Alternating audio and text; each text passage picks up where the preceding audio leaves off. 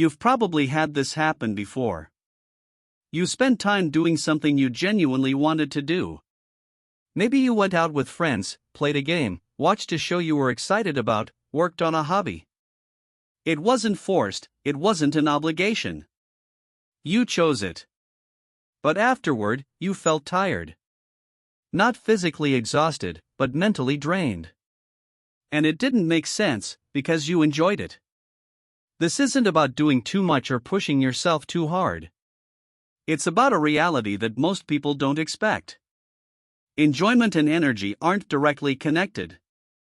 You can like something and still find it depleting. And your brain doesn't always distinguish between effort spent on things you want to do and effort spent on things you have to do. We tend to assume that enjoyable activities should recharge us. That's the whole point, right? You do something fun to relax, to feel better, to recover from the demands of the day. But recovery and enjoyment aren't the same thing. One is about pleasure. The other is about restoration. And they don't always overlap. When you do something you enjoy, your brain is still working. It's processing information, making decisions, regulating emotions, staying engaged. Even passive activities like watching a show require attention. You're tracking a story, interpreting dialogue, connecting to characters. That's cognitive effort, even if it doesn't feel like work.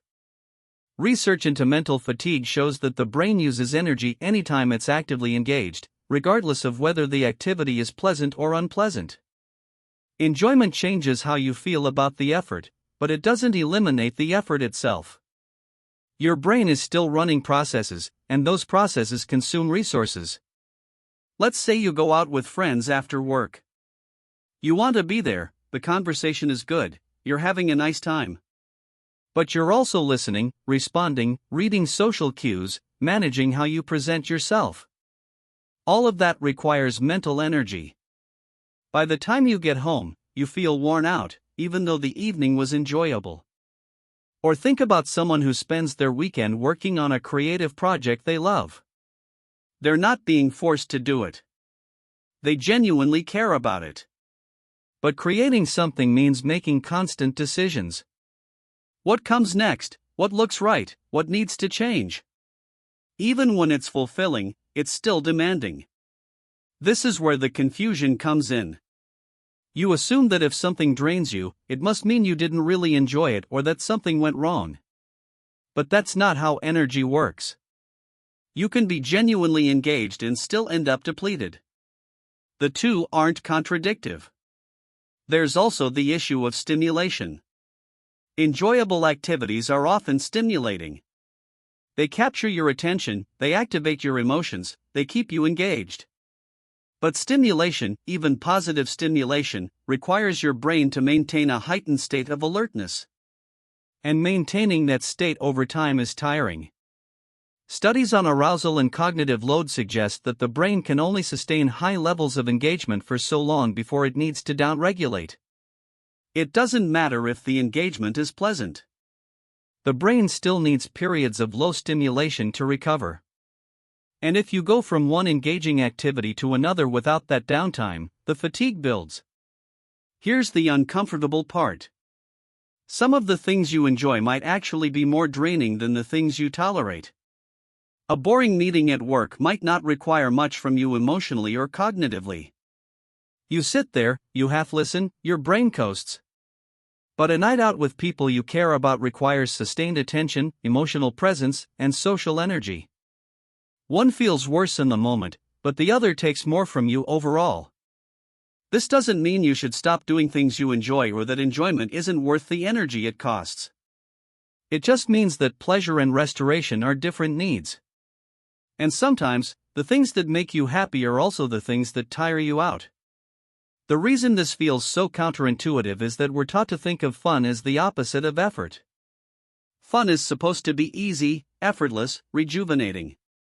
But in reality, a lot of enjoyable activities are effortful. They require presence, attention, emotional involvement. And all of that has a cost, even when it's worth it. There's also the fact that your energy levels don't reset just because you're doing something you want to do. If you're already tired from work, from errands, from the general demands of the day, doing something enjoyable doesn't erase that fatigue. It might distract you from it, it might make you feel better emotionally, but it doesn't restore your cognitive resources. You're still operating from a depleted state. Research into self-regulation and willpower suggests that mental resources are limited and shared across different types of tasks. Whether you're resisting temptation, solving a problem, or engaging in a social interaction, you're drawing from the same pool of energy. So by the time you get to the thing you actually want to do, you might already be running low. And doing that thing, even though it's enjoyable, uses up what's left. This is why weekends don't always feel restful. You fill them with activities you enjoy, things you've been looking forward to all week. But those activities still require effort. You're moving, deciding, interacting, staying engaged. And by Sunday night, you're not refreshed. You're tired in a different way than you were on Friday, but you're still tired. This doesn't mean your hobbies are secretly draining you or that you should stop doing things you care about. It just means that enjoyment doesn't automatically translate to restoration. Some activities give you emotional satisfaction without giving you rest. And that's okay. It's just a different kind of exchange. So if you've ever felt exhausted after doing something you genuinely wanted to do, this is probably why. You're not broken. You're not doing it wrong. You're just experiencing the reality that effort is effort, regardless of how it feels in the moment. And understanding that can help you stop questioning whether you actually enjoyed something just because it left you tired.